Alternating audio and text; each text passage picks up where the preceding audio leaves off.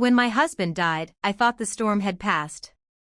But then his wealthy boss called me and whispered a warning: "Don't tell your son. Don't tell your daughter-in-law. You could be in danger." That night, I walked into his office and saw a face I thought I'd buried forever.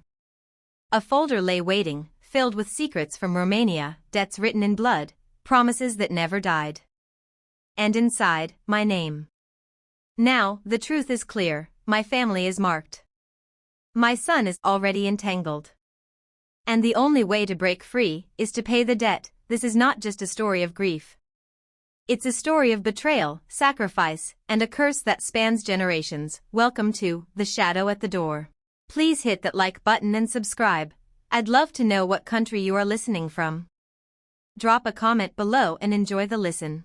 The rain hadn't stopped since the funeral.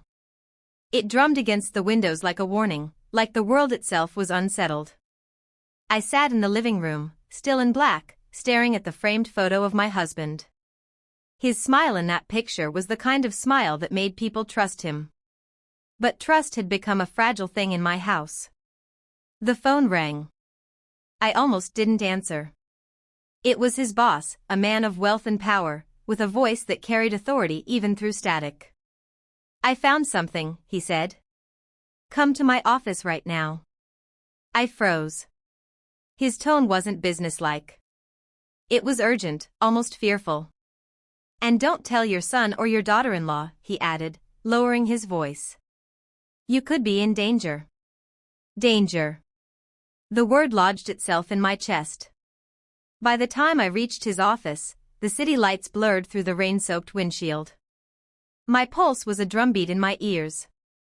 The building loomed ahead with glass and steel, cold and unwelcoming. The receptionist didn't look up as I entered. The hallway smelled faintly of polished wood and secrets. Then the door creaked open. And there, standing at the threshold, frozen in shadow, was someone I thought I'd never see again. My breath caught. My knees weakened. Because whoever stood there wasn't supposed to be alive. The office smelled faintly of leather and old paper, the kind of scent that clung to men who lived their lives in boardrooms. My heels clicked against the polished floor, each step echoing louder than it should have. I told myself to breathe, but my chest tightened as though the air itself had turned against me. The door at the end of the hall was half open. A sliver of light spilled across the carpet, cutting through the shadows like a blade. And then I saw him. A figure stood in the doorway, motionless, as if carved from stone. His silhouette was sharp against the glow of the office lamp. My mind scrambled to make sense of it: the height, the posture, the way his shoulders sloped. Recognition hit me like a blow. It couldn't be. My husband was dead. I had buried him. I had touched the cold wood of his coffin. Yet the man at the door carried his presence, his weight, his impossible familiarity. My knees weakened. I gripped the wall to steady myself. Who are you?" My voice cracked, barely more than a whisper. The figure didn't answer. He shifted slightly, and the light caught his face, not fully, just enough to reveal a jawline I knew too well. My stomach twisted. Behind me, the boss's voice cut through the silence. "You weren't supposed to see him yet." I spun around. His expression was unreadable, but his eyes gleamed with something between fear and control. "What is this?" I demanded. "My husband is dead. I buried him. You told me I was in danger, and now," the boss raised a hand, silencing me. "Not here. Not in the open." His gaze darted toward the figure at the door. "There are things you don't understand. Things that go beyond your family, beyond this country." The words chilled me. Beyond this country. Romania. My husband's birthplace. A land of secrets he rarely spoke about, except in fragments, stories of old estates, of debts owed, of shadows that followed his family across generations. The figure stepped forward, and I caught a clearer glimpse. My breath caught again. It wasn't my husband. Not exactly. The resemblance was uncanny, but the eyes were colder, sharper, as if carved from a different soul. The boss's voice dropped to a whisper. This is where the danger begins. The room tilted. My grief, my fear, my confusion, all of it collided in a storm inside me. I wanted to run, but my feet wouldn't move. Because deep down, I knew this was only the beginning. The silence in the room pressed against me like a weight. My eyes darted between the man in the doorway, the uncanny resemblance to my husband still gnawed at me, and his boss, who stood with his hands clasped tightly behind his back, as if restraining himself from saying too much. You weren't supposed to see him yet, the boss repeated, his voice low, almost regretful. I steadied myself, forcing my voice to rise above the pounding in my chest. You told me I was in danger. You told me not to tell my son. Now you bring me here, and I see him. Explain yourself. The boss's jaw tightened. He walked slowly to the desk, his polished shoes whispering against the floor. He didn't sit. Instead, he leaned forward, resting his palms on the mahogany surface. His eyes locked on mine. Your husband, he began, was not the man you thought he was. The words sliced through me. I wanted to scream, to deny it, but something in his tone, the gravity, the certainty, froze me in place. What do you mean? I whispered. He gestured toward the figure at the door. That man is connected to your husband's past. Romania. The place he never spoke of. The place he left behind. Romania. The name alone carried a chill. My husband had always avoided questions about his childhood, brushing them aside with vague stories of poverty, of a family estate that had crumbled long before he was born.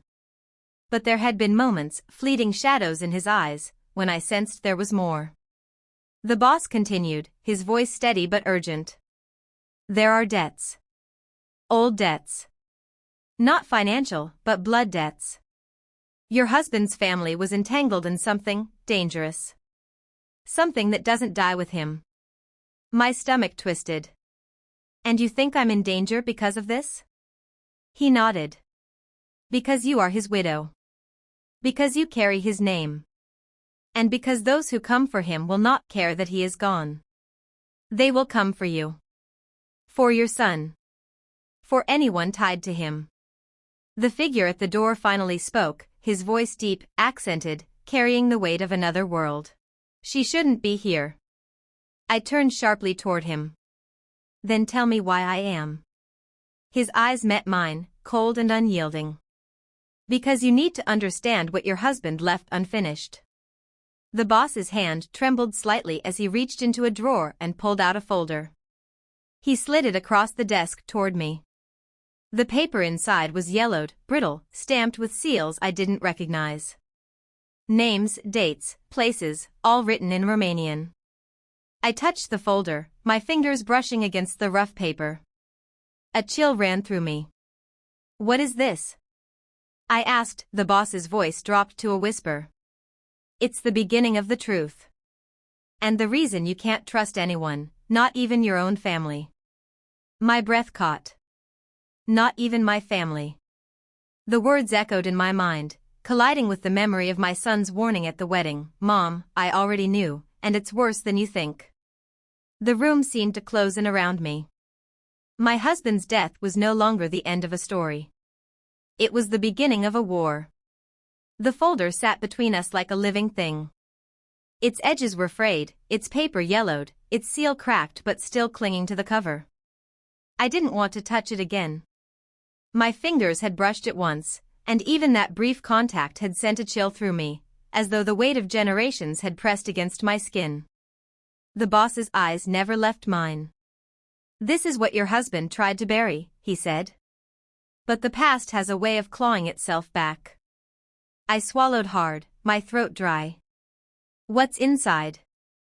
He didn't answer immediately. Instead, he glanced toward the man at the door, the figure whose resemblance to my husband haunted me. The man's expression was unreadable, but his presence filled the room with menace. You don't want to know, the figure said, his voice low, accented, carrying the cadence of another land. Once you open it, there is no turning back. My chest tightened. I thought of my son, of his fiancée, of the warning he had whispered to me. Mom, I already knew, and it's worse than you think. The words echoed now, louder, heavier. I reached for the folder, my hand trembling. The boss's hand shot out, stopping me. His grip was firm, almost desperate. Not yet, he said. You need context before you see what's inside. I pulled back, my heart pounding. Then give me the context. He exhaled slowly, as if the air itself carried secrets. Your husband's family owned land in Romania. Vast land. Estates that stretched beyond villages, forests that hid more than wolves. But with land came power, and with power came enemies. There were alliances, betrayals, debts paid in blood. When your husband left Romania, he thought he had escaped it. He was wrong. The words sank into me like stones. My husband had spoken of Romania only in fragments, a childhood marked by silence, a father who drank too much, a mother who prayed too often. He had never spoken of estates, of power, of enemies. The boss continued, his voice tightening. That folder contains names. Families. Agreements written in ink and sealed with blood. Some of those names are still alive. Some of them want what your husband promised but never delivered. My stomach twisted. And what does that have to do with me? The figure at the door stepped forward, his shadow stretching across the floor. Because you are his widow. Because you carry his name. And because promises made in Romania do not die in America. The room seemed to shrink. The walls pressed closer, the air thickened. I wanted to run, but my feet were rooted to the floor. The boss's voice dropped to a whisper. If you open that folder, you will see the truth. But once you see it, you cannot unsee it. You will be hunted. Not just here. Everywhere. I stared at the folder, my breath shallow. The paper seemed to pulse, as if it were alive, waiting for me to break the seal. My mind raced. If I opened it, I would know. I would finally understand the secrets my husband had carried. But knowledge came with danger. And danger meant my son, my family, my life. I closed my eyes, gripping the edge of the desk. The rain outside hammered against the windows, louder now, like a warning. When I opened my eyes again, the folder was still there. Waiting. And I knew, with a certainty that chilled me to the bone, that I would have to open it. The folder sat before me like a sealed coffin. My hand hovered above it, trembling, as though the paper itself could bite. The rain outside hammered against the windows, louder now, like a drumbeat of fate. The boss's eyes followed my every movement. Once you open it, he said, his voice taut, you cannot go back. The man at the door shifted, his shadow stretching across the floor. His presence was suffocating, his silence heavier than words. I inhaled sharply, then broke the seal. The sound of tearing paper echoed in the room, sharp and final. Inside were documents, brittle, yellowed, stamped with seals I didn't recognize. Names scrawled in ink, dates stretching back decades, places written in Romanian. My eyes caught on one name immediately. My husband's. But not alone. His name was tied to others, connected by lines, signatures, agreements. Families I had never heard of. Estates I had never known existed. I flipped through the pages, my breath shallow. There were photographs, black and white, faces stern and unyielding. Men in suits, women in veils, children staring with hollow eyes. One photograph made my stomach twist, a boy who looked eerily like my son, though the picture was decades old. What is this? I whispered. The boss leaned closer, his voice low. It is a ledger. A record of promises made, debts owed, alliances forged in blood. Your husband's family was part of something ancient. Something that does not forgive. My fingers shook as I turned another page. There were symbols, strange, intricate, etched beside names. Some were crossed out, others circled in red. The man at the door finally spoke, his voice deep, accented. Those are the families who survived. The ones who still wait. I swallowed hard. Wait for what? His eyes met mine, cold and unyielding. For what was promised. For what was stolen. The boss's voice cut in, urgent. Your husband tried to escape it. He thought America would protect him. But Romania does not forget. And now, because he is gone, they will come for you. My chest tightened. I thought of my son, of his fiancée, of the wedding that had already been poisoned by betrayal.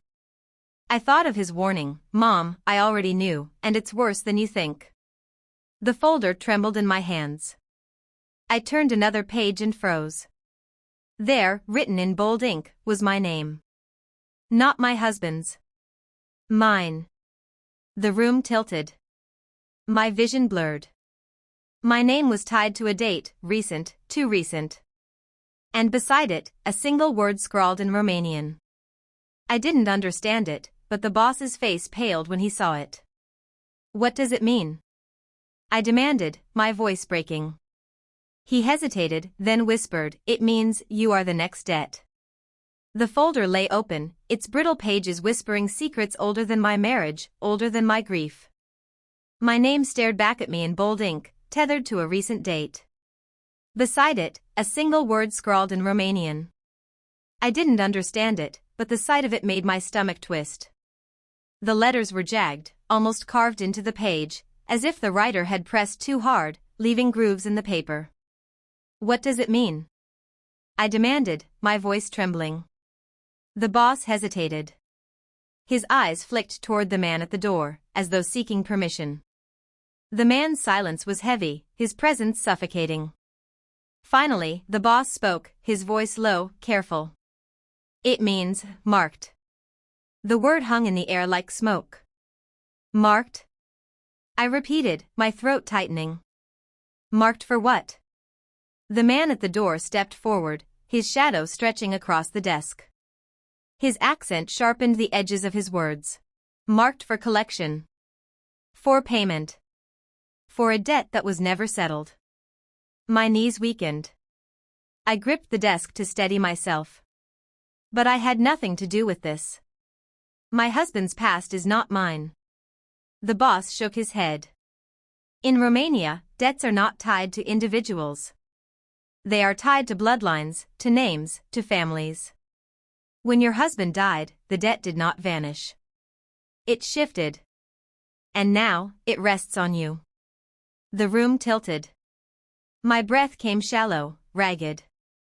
I thought of my son, of his fiancée, of the wedding that had already been poisoned by betrayal. I thought of his warning, Mom, I already knew, and it's worse than you think. My voice cracked. My son, does this involve him? The boss's silence was answer enough. The man at the door finally spoke, his tone colder than the rain outside. Your son is not innocent. He knows more than you think. He has already been approached. The words struck me like a blow. My chest tightened, my vision blurred. Approached? By who? The boss leaned closer, his voice urgent. By those who still wait. The families in that folder. They see him as the heir, the continuation of your husband's line. They want him to fulfill promises made decades ago. My heart pounded. My son, my child, entangled in debts he never chose, in promises he never made. I turned back to the folder, flipping through the pages with trembling hands. Names, dates, symbols. And then, another photograph. My son, standing beside a man I didn't recognize. The image was recent, too recent. My breath caught. This was taken without his knowledge. The boss's face darkened. No. He knew. He met them. He has already stepped into their world. The room spun. My grief, my fear, my confusion, all of it collided in a storm inside me. My husband's death was no longer the end of a story. It was the beginning of a war. And my son was already on the battlefield. The photograph burned in my hands. My son's face stared back at me, frozen in time, captured beside a man I didn't recognize. The image was recent, too recent. His smile was faint, forced, as though he knew the camera was watching. My chest tightened. This was taken without his knowledge, I whispered, clinging to denial. The boss's silence was heavy. His eyes dropped to the floor. The man at the door stepped forward, his voice sharp, accented. No. He knew. He met them. He has already stepped into their world. The words struck me like a blade. My knees weakened, and I gripped the desk to keep from collapsing. My son would never, the boss interrupted, his tone urgent, almost pleading. He had no choice. They approached him. They offered him something he couldn't refuse. Protection. Power. Answers about his father's death. He is young, vulnerable. They knew how to reach him. My breath came ragged. I thought of the wedding, of his fiancée, of the whispered warning he had given me. Mom, I already knew, and it's worse than you think. He hadn't been warning me about betrayal in love. He had been warning me about this. About Romania. About debts older than both of us. I slammed the photograph onto the desk. Where is he now? The boss hesitated. His eyes flicked toward the man at the door. The man's lips curled into a faint, cold smile. With them. The room tilted. My vision blurred. With them? Who are they? The boss leaned closer, his voice dropping to a whisper. The families in that folder. The ones who survived. The ones who still wait. They see him as the heir, the continuation of your husband's line. They want him to fulfill promises made decades ago. My heart pounded. My son, my child, entangled in debts he never chose, in promises he never made. I turned back to the folder, flipping through the pages with trembling hands. Names, dates, symbols. And then, another photograph. My son again, this time seated at a long table, surrounded by men and women whose faces were stern, unyielding. Their eyes were fixed on him, as though he were a prize, a possession. Tears blurred my vision. He's just a boy, I whispered. He doesn't understand what he's walking into. The man at the door's voice was colder than the rain outside. He understands enough. He knows the debt. He knows the bloodline. And he knows that you are marked. My chest tightened. Marked for what? The boss's voice broke. For sacrifice. The word shattered me.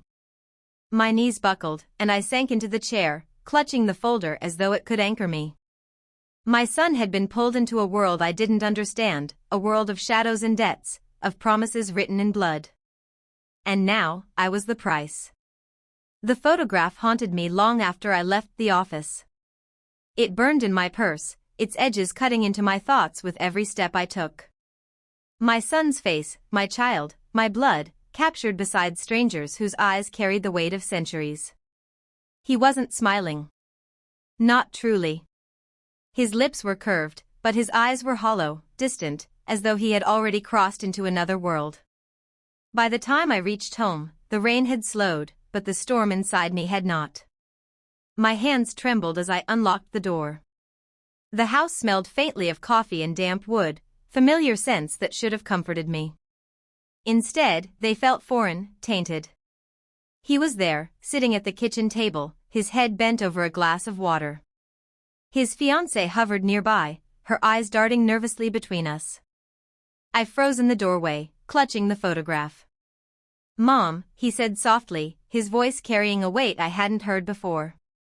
You shouldn't have gone to his office. My chest tightened. And you shouldn't have met them. His fiancée flinched, her hand tightening around the back of the chair. My son's eyes lifted to mine, steady, unflinching. I didn't have a choice. I stepped forward, my heels clicking against the floor, each sound sharp, accusing. You always have a choice. You chose to meet them. You chose to keep it from me. He rose slowly, his chair scraping against the tile. They came to me after Dad died. They said I was the heir. That I had responsibilities. That if I didn't listen, they would come for you. My breath caught. So you thought you could protect me by walking into their arms? His jaw tightened. I thought I could control it. I thought I could bargain. But it's bigger than me, Mom. Bigger than us. I slammed the photograph onto the table. His fiancée gasped, covering her mouth. My son's eyes flicked down to the image, then back up to me. He didn't deny it. You knew, I whispered, my voice breaking. You knew they were watching you. You knew they were pulling you in. And you let it happen. His voice rose, sharp, desperate. What was I supposed to do? Pretend they don't exist? Pretend Dad's past isn't ours? They showed me documents, Mom. Names. Promises. They said if I didn't step in, they would take you. They would mark you. The word cut through me like glass. Marked. I staggered back, gripping the counter for support. So you sacrificed yourself? He shook his head, his eyes dark. No. I sacrificed us. Silence filled the room, heavy and suffocating. His fiancée's eyes brimmed with tears, her hands trembling. My son stood rigid, his shoulders squared, as though bracing for a blow. I wanted to scream, to tear the photograph in half, to undo the choices that had led us here. But the truth pressed against me like a blade. My husband's past had not died with him. It had bled into my son, into me, into the very walls of our home. And now, the debt was alive. The silence after my son's confession was unbearable. It pressed against the walls, against my chest, until I thought I might suffocate. My son stood rigid, his jaw clenched, his eyes dark with secrets. But it was his fiancée who broke the silence. Mrs. Carter, she whispered, her voice trembling, you don't understand. He didn't want this. None of us did. And I knew, with a certainty that chilled me to the bone, that the Romanian families were already watching. The storm had not relented. Even inside the house, the rain battered the windows like fists, demanding entry, demanding resolution. The folder lay open on the table, its brittle pages spilling secrets that had poisoned generations. My son stood rigid, his fiancée trembling at his side, and the man at the door loomed like a shadow carved from stone. I stared at my son, my voice breaking. You've given yourself to them. You've walked into their arms. And now they want me. His jaw tightened, his eyes dark. I thought I could protect you. I thought if I carried the debt, they would leave you alone. The fiancée's sobs filled the room, raw and unrestrained. They won't stop, Mrs. Carter. They don't forgive. They don't forget. The man at the door stepped forward, his presence suffocating. His voice was deep, accented, carrying the cadence of another land. The debt must be paid. Tonight. My knees weakened. Paid how? His eyes met mine, cold and unyielding. With blood. The boss's voice cut in, urgent, trembling. No. That's not true. They want her gone. They want the bloodline severed. They want to erase the debt by erasing her. Silence fell, heavy and suffocating. The rain outside thundered, drowning out thought. I looked at my son, at his fiancée, at the folder that had destroyed us. And I knew, with a certainty that chilled me to the bone, that there was only one way out. I rose slowly, my hands steady now. Then let it end with me. My son's eyes widened, his voice breaking. No, I silenced him with a look. You are young. You have a future. You can break free. But if I stay, if I fight, they will take us all. Let the debt die with me. The fiancé collapsed into his arms, sobbing. My son's cries echoed through the room, desperate, pleading. Mom, don't do this. Please. We can find another way. But there was no other way. The man at the door extended his hand, cold and unyielding. I stepped forward, past the folder, past the shadows, past the weight of generations. My son's cries followed me, his fiancée's sobs filling the air. The boss turned away, his face etched with regret. The rain outside grew louder, a roar that swallowed their voices. And in that moment, as I took the man's hand, I felt the debt lift. The chains of Romania, the promises written in blood, the shadows that had haunted my husband, all of it dissolved into silence. My son was free. The fiancée clung to him, her tears soaking his shirt. The boss stood in the corner, his shoulders bowed, his eyes hollow. And I walked into the storm, into the shadows, into the debt that would die with me. The rain had stopped by morning. The house was quiet, too quiet, as though it mourned her absence. My son sat at the kitchen table, his fiancée beside him, her hand resting gently on his. The folder was gone, carried into the storm with her, leaving only the echo of its secrets. For days, they spoke little. Grief hung heavy, but beneath it was something else, freedom. The shadows that had haunted their family for generations had dissolved with her sacrifice. The Romanian families no longer came.